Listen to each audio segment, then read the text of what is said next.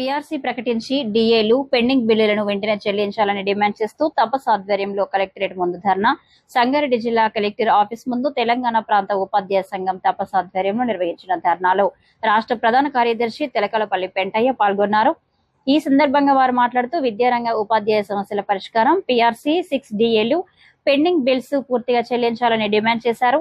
గతంలో ప్రభుత్వం హామీ ఇచ్చిన మేరకు సమస్యల న్యాయపరమైన సమస్యల పరిష్కారం కోసం ఉద్యమం చేయక తప్పని పరిస్థితి ఉంది. రాష్ట్ర ప్రభుత్వం వెంటనే సమస్యల పరిష్కారంలో చొరవ చూపకపోతే ఆగస్టు 1న రాష్ట్ర మహాధర్నా చేపట్టనున్నట్లు తెలిపారు. ఈ ధర్నా కార్యక్రమంలో రాష్ట్ర ప్రధాన కార్యదర్శి తెలకలపల్లి పెంటయ్య, జిల్లా అధ్యక్ష ప్రధాన కార్యదర్శులు దత్తాత్రి, సుధాకర్, రాష్ట్ర కోశాధికారి భాస్కర్ దేశ్, రాష్ట్ర కార్యదర్శి రమేష్, రాష్ట్ర బాధ్యులు చంద్రశేఖర్, విజయ్ కుమార్, జిల్లా కార్యవర్గ సభ్యులు, వివిధ మండలాల అధ్యక్ష ప్రధాన కార్యదర్శులు, తపస్ కార్యకర్తలు తదితరులు పాల్గొన్నారు.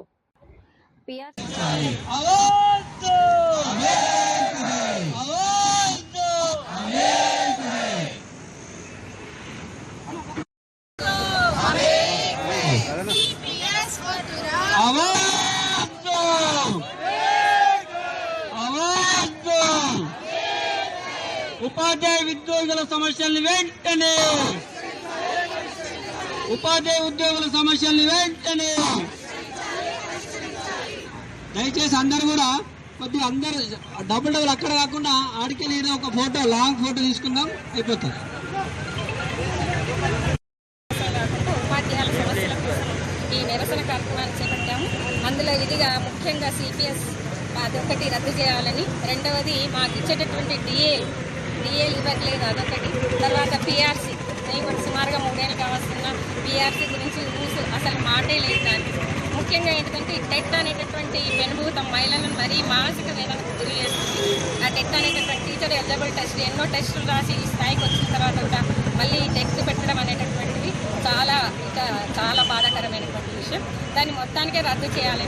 ఒకవేళ పెట్టినా కూడా అందరికీ ఎస్సీ ఎస్టీ బీసీ ఉండకుండా మామూలుగా ఒకే మార్కులతో, అంటే కేవలం ఒక 60 మార్కులే 50 మార్కులు ఇన్ని సర్వీస్లో ఉన్నటువంటి వాళ్ళకి మాత్రం ఒక 50-60 మార్కుల తోటి టెస్ట్ పెట్టాలని సబ్జెక్ట్ విధంగా ఎవరి సబ్జెక్టు వాళ్ళకి, ముఖ్యంగా తెలుగు వాళ్ళకి సోషల్ వాళ్ళకి మ్యాథ్స్ ఏంటంటే పద్ధతి ఏం లేకుండా వాళ్ళ సబ్జెక్టుకు సంబంధించి మేము టెస్ట్ పెట్టాలి. వాళ్ళు దేంట్లో బోధిస్తున్నారో దానికి సంబంధించిన టెస్ట్ పెట్టాలని చెప్పేసి ఇదొకటి మేము దీనికి సంబంధించిన నిరసన చేస్తున్నాం. ఇక మహిళలకు దాంట్లో పనిచేస్తున్నటువంటి వాళ్ళకి కూడా తక్కువ వేతనంతో పాపం వాళ్ళు రాత్రంతా ఎవరు కష్టపడని విధంగా పొద్దు నుండి దాంట్లో ఉండి కష్టపడుతున్నారు. వాళ్ళకు కూడా వాళ్ళకి తగినటువంటి వేతనం కూడా మంజూరు చేయాలని ఉద్యోగులకు రావాల్సినటువంటి బకాయిలు ఇంకా చెల్లించడం లేదు. దాంతో విశ్రాంత ఉపాధ్యాయులు కానీ ఉద్యోగులు కానీ మానసికంగా శారీరకంగా అనేక బాధలు పడుతున్నారు. చాలామంది ఇప్పటికే ఒక 100 మంది వరకు చనిపోవడం జరిగింది. కాబట్టి వారికి రావాల్సినటువంటి బకాయిలను వెంటనే మంజూరు చేయాలని తెలంగాణ ప్రాంత ఉపాధ్యాయ సంఘం పక్షాన నేను డిమాండ్ చేస్తున్నా. తర్వాత కేజీబీలు, తర్వాత మోడల్ స్కూల్స్కు 01-0 పద్ధతి ప్రకారం జీతాలు ఇవ్వాలి, అది పెండింగ్లో ఉంది. కాబట్టి ఇలాంటి సమస్యలన్నింటినీ పరిష్కరించాలి, లేకపోతే ఈ ఉద్యమాన్ని ఇంకా ఉధృతం చేస్తాం. తెలంగాణ ప్రాంత ఉపాధ్యాయ సంఘం ఉపాధ్యాయుల సమస్యల పరిష్కారానికి నిరంతరం పోరాటం చేస్తుంది అని ఈ సందర్భంగా నేను తెలియజేస్తున్నాను. ప్రాంత ఉపాధ్యాయ సంఘం తపస్సు సంగారెడ్డి జిల్లా అధ్యక్షులు.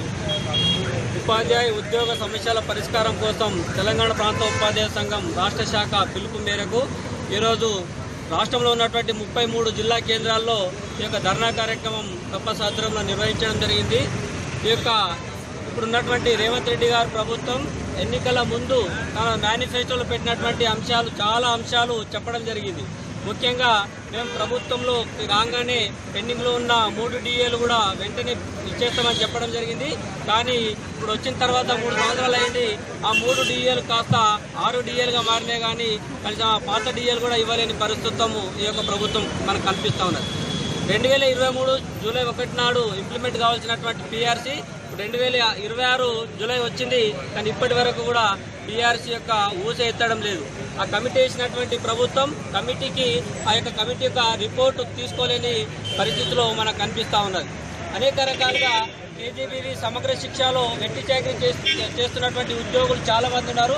కనీసం వాళ్లకు పనికి తగ్గ వేతనం కూడా ఇవ్వకుండా గత 2 సంవత్సరాలు, గత సంవత్సరం కూడా వాళ్ళు 29 రోజుల పాటు నిరవధిక సమ్మె చేసిన సందర్భంగా కనీసం ఆ 29 రోజుల వేతనాన్ని కూడా ఇవ్వలేని ఈ యొక్క ప్రభుత్వం. మనకు అనేక రకాల రెసిడెన్షియల్ స్కూల్ సొసైటీలు మన దగ్గర పనిచేస్తూ ఉన్నాయి.